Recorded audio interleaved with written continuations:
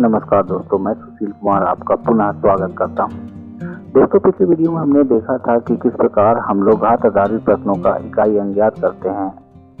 आज के वीडियो में हम लोग जानेंगे कि बॉडमास क्या होता है और किस प्रकार बॉडमास के नियम को फॉलो करते हुए हम प्रश्नों को हल करते हैं। तो दोस्तों, बॉडमास होता क्या है? बॉडमास ऐसे गणितीय व्यंजक, ऐसे गणितीय प्रश्न जहां पर दो या दो से अधिक ऑपरेटर्स और ब्रैकेट साथ में लगे होते हैं, तो वहां उनको हल करने का एक सीक्वेंशियल तरीका होता है। यानी हम किन ऑपरेटर्स को पहले सॉल्व करें, उस सीक्वेंस को फॉलो करना ही यहाँ पर बॉडमास कहलाता है। अब बॉडमास में एक सीक्वेंस होता है जहाँ पर BODMAS कहा गया है, अर्थात ऐसे प्रश्न जहाँ पर इनमें से कुछ ऑपरेटर्स या ब्रैकेट साथ में लगे हुए हैं, तो हम किसको पहले हल करेंगे उसको बताने का जो तरीका है, सीक्वेंस है, वो बॉडमास कहलाता है। तो दोस्तों, बॉडमास में B फॉर ब्रैकेट्स होता है, O फॉर ऑफ होता है, अर्थात काकी के यहाँ पर जिन संख्याओं के बीच में काकी के लगा होता है उन्हें हम गुणे की तरह हल कर लेते हैं। लेकिन ये गुणा नहीं होता है, क्योंकि बॉडमास में गुणा भाग के बाद आता है और वहीं काकी के अर्थात ऑफ भाग के पहले आता है। वहीं D फॉर डिवीजन अर्थात भाग होता है, M फॉर मल्टीप्लिकेशन अर्थात गुणा, A फॉर एडिशन अर्थात जोड़ और S फॉर सब्ट्रैक्शन अर्थात घटाना होता है। तो बॉडमास में हम यहाँ पर दोस्तों देख रहे हैं कि सबसे पहले ब्रैकेट्स है, अर्थात जिन प्रश्नों के बीच में या नंबर्स ब्रैकेट्स के अंदर हैं, तो हम उन ब्रैकेट्स को सबसे पहले ओपन करते हुए संख्याओं को सॉल्व कर लेते हैं। अब ब्रैकेट्स क्या होते हैं? चार प्रकार के मुख्यतः ब्रैकेट होते हैं। पहला आपका होता है स्क्वायर ब्रैकेट, दूसरा होता है कर्ली ब्रैकेट, तीसरा होता है स्मॉल ब्रैकेट और चौथा होता है लाइन ब्रैकेट। तो इसमें हम लोग सबसे पहले लाइन ब्रैकेट को सॉल्व करते हैं, फिर स्मॉल ब्रैकेट को, फिर हम लोग कर्ली ब्रैकेट को और फिर स्क्वायर ब्रैकेट को सॉल्व करते हैं दोस्तों। अब दोस्तों आगे देखते हैं।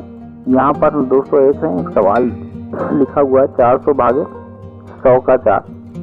यहाँ पर का लगा हुआ है, अर्थात बॉडमास में का डिवीजन के पहले लगा हुआ है। तो जिन दो सवालों के बीच में का लगा होता है उसको सबसे पहले हल करेंगे दोस्तों।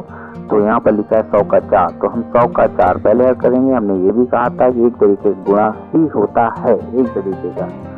तो हम 100 का 4 अर्थात 100 का 4 गुणा कर दें तो कितना हो जाएगा? 400। तो दोस्तों हमारे पास क्या बचेगा?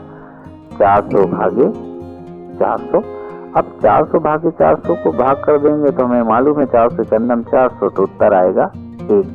इस प्रश्न में हमने क्या किया? 100 का 4 लिया। एक प्रश्न और देखते हैं दोस्तों। अब इसमें हमने क्या किया? 100 गुणे 4 लिखा, 400 भागे 100 गुणे 4।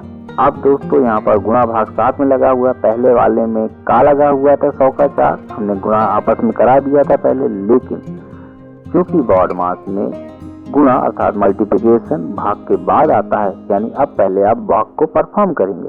जब आप भाग करेंगे अर्थात डिवीजन करेंगे, तो आप 400 भागे 100 अर्थात 400 को 100 से भाग करेंगे। तो जब 400 को 100 से भाग करेंगे तो हमारा उत्तर आएगा 100 चौको 400 अर्थात 4 गुणे 4। भाई 400 को 100 से भाग करेंगे 4 आएगा, और गुणा 4 ऑलरेडी है ही है, तो कितना हो जाएगा? 4 गुणे 4। तो आंसर कितना आएगा? 16। तो दोस्तों पहले सवाल पर हमने क्या किया? क्योंकि का लगा हुआ है, बॉडमास में जिन दो संख्याओं के बीच में का लगा है उसे भाग से पहले हल कर लें। वहीं भाग और गुणा लगा हुआ है, तो बॉडमास में क्योंकि भाग गुणे के पहले आया है, तो हम लोग भाग को पहले हल करेंगे। पहले सवाल में क्योंकि का था, तो बॉडमास के हिसाब से का अर्थात ऑफ भाग के पहले, इसलिए उसको हमने पहले हल किया। दूसरे सवाल में हमारा जो गुणा है वो भाग के बाद, अर्थात भाग पहले, इसलिए हमने पहले भाग को अर्थात ऑफ को हमने हल किया। अगर हम इस सीक्वेंस को फॉलो नहीं करते तो हमारे प्रश्न का उत्तर क्या हो जाता दोस्तों? गलत हो जाता। तो बॉडमास क्या? एक सीक्वेंस है जिसके माध्यम से हम क्या करते हैं? प्रश्नों को हल करते हैं। कुछ और प्रश्नों के माध्यम से हम दोस्तों देखते हैं। यहाँ पर दोस्तों हम लोग देख रहे हैं दो सवाल लिखे हुए हैं। लिखा हुआ है 10 प्लस 10 गुणे 10 भागे 10 माइनस 10। दोस्तों आपका जो प्लस माइनस होता है वो एक तरीके से सेपरेटर होता है, अर्थात ये पदों को अलग करता है। तो पदों को अलग करता है। तो हम करें क्या कि गुणा भाग वाले पद को पहले हल कर लें। वही प्लस माइनस को भी हम पहले हल कर सकते हैं क्योंकि वो सेपरेटर है, पदों को अलग अलग कर सकता है। लेकिन चूंकि हम बॉडमास देख रहे हैं, जान लें, इसलिए बॉडमास के नियम का फॉलो करते हैं कि हम क्या करें, गुणा भाग में चूंकि भाग पहले आता है तो गुणे के तो पहले भाग को हल कर लें। तो दोस्तों सबसे पहले हम क्या करेंगे, इन दो संख्याओं के बीच में भाग को हल कर लेंगे। तो जब करेंगे तो 10 प्लस 10 गुणे 10 भागे 10, तो 10 × 10। इस प्रकार दोस्तों जब 10 से 10 को भाग कर देंगे तो हो जाएगा 1, और 1 10 के साथ गुणा कर जाएगा। तो जब कोई संख्या 1 के साथ गुणा करती तो संख्या में कोई परिवर्तन नहीं होता है। जब कोई संख्या 1 के साथ गुणा करती है तो संख्या में कोई परिवर्तन नहीं होता है। तो हमको बचे क्या, 10 प्लस 10 माइनस 10। अब चूंकि ये सारे पद अलग अलग हो गए हैं तो प्लस माइनस को आप आपस में घटा लीजिए। तो यहाँ पर आप ये प्लस का 10 और माइनस का 10 आपस में क्या हो जाएंगे, कट जाएंगे। जब कट जाएंगे तो केवल आपके पास बचेगा 10। इस प्रकार आपका आंसर कितना आएगा, 10। दोस्तों आपने क्या किया, पहले भाग किया। क्योंकि हम बॉडमास कर रहे हैं, प्लस माइनस को भी पहले हटा सकते थे, लेकिन बॉडमास में हम लोग देख रहे हैं कि भाग पहले आ रहा है, इसलिए पहले भाग को हमने हल कर लिया। अब दूसरे सवाल में दोस्तों लिखा हुआ है 10 भागे 10 और फिर 10 भागे 10। तो दोस्तों करें क्या कि क्योंकि ब्रैकेट्स के अंदर है तो इनको पहले हल कर लें। 10 भागे 10 अर्थात 10 × 10, फिर यहाँ पर भी 10 भागे 10, 10 × 10। तो हमारे पास बचेगा क्या, 1 भागे 1। अब 1 को 1 में भाग करेंगे तो उत्तर आएगा 1। अगला सवाल देखते हैं दोस्तों ताकि कुछ और क्लियर हो। अगले सवाल में लिखा हुआ है x का 10 प्लस 50 बराबर x का 20। तो x की वैल्यू क्या होगी। तो दोस्तों चूंकि हमें x की वैल्यू चाहिए है तो हम क्या करें, x वाले पदों को एक साथ कर लें। x के जो पद हैं उनको एक साथ कर लें। जब हम उनको एक साथ करेंगे तो पक्षांतर होगा तो प्लस वाला माइनस और माइनस वाला प्लस हो जाएगा। क्योंकि x का 10 x का 20 की तरफ जाएगा, धनात्मक है तो घट जाएगा। तो घट जाएगा तो कितना हो जाएगा, x का 20 माइनस x का 10, और एक तरफ आपका बचेगा 50। तो अब x के 20 में x का 10 घट जाएगा तो बचेगा x का 10। भाई 10 20 में से 10 जाएगा बचेगा 10। तो x के 20 में से x का 10 चला गया तो कितना बचा दोस्तों, x का 10 बचा, तो बराबर कितना है, 50। अब दोस्तों चूंकि संख्याओं के बीच में अगर बराबर लगा है या प्लस माइनस नहीं है तो हम उसको आपस में क्या कर देते हैं, भाग कर देते हैं। तो आप सीधा इसको भाग कर सकते हैं। 10 से भाग किया, 10 × 10 और 10 बना 50। आप इस तरीके से भाग कर सकते हैं। तो जब आप x का 10 बराबर 50 है, आपस में भाग करेंगे 10 × 10 और 10 बना 50। तो इस प्रकार उत्तर कितना आ जाएगा हमारे पास, x बराबर 5। हमारा आंसर आ जाएगा, x की वैल्यू कितनी आ जाएगी, 5 हो जाएगी।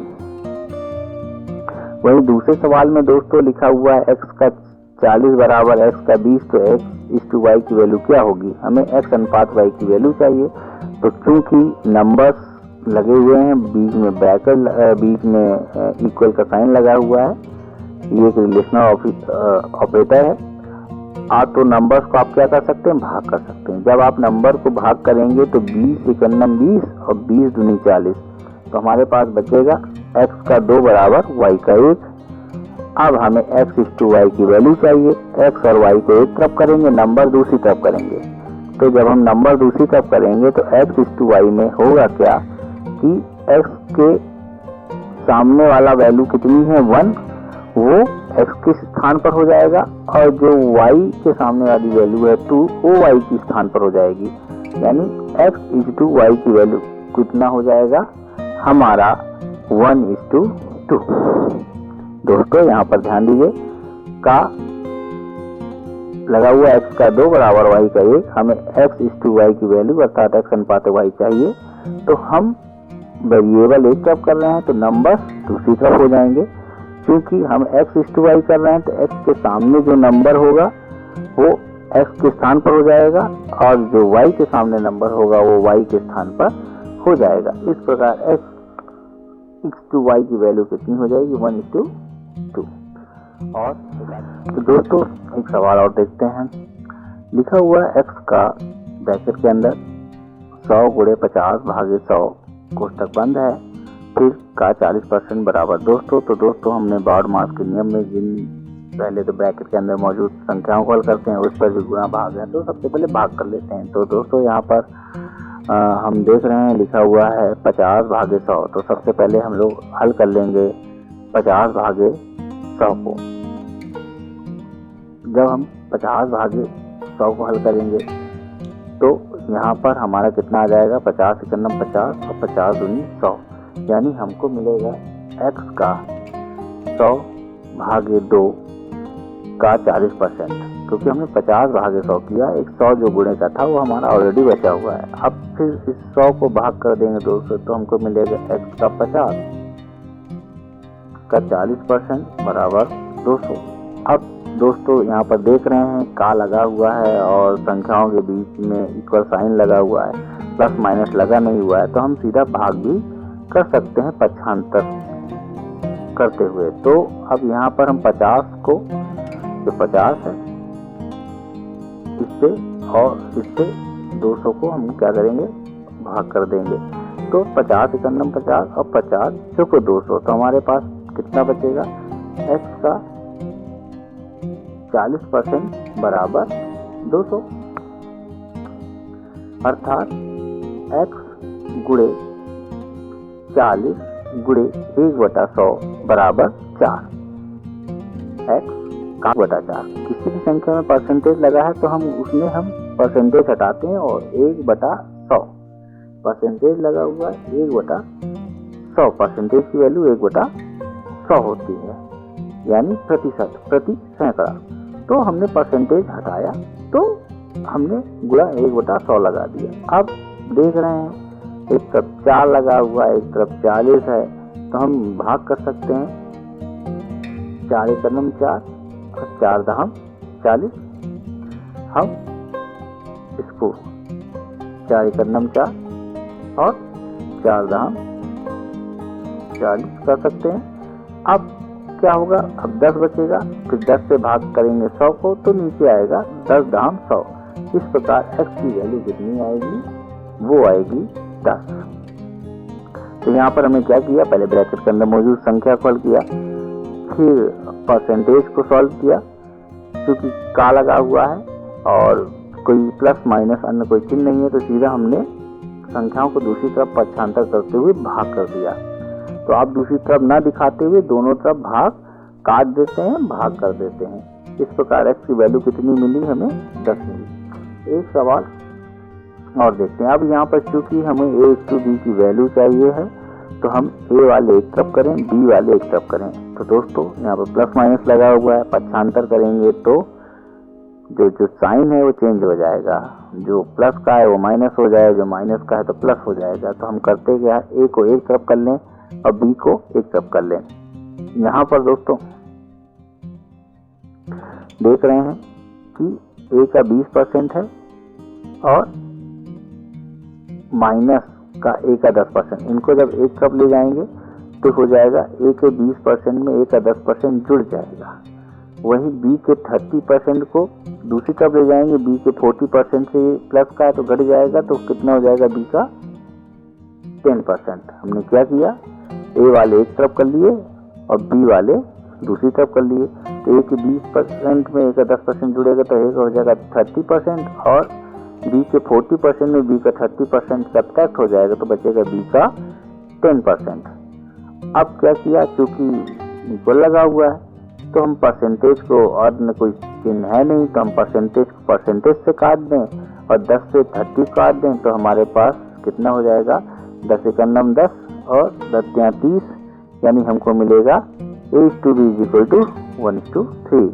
क्योंकि 0 से 0 कट गया, परसेंटेज से परसेंटेज कट गया, तो a के सामने की वैल्यू 1 बची और b के सामने की वैल्यू 3।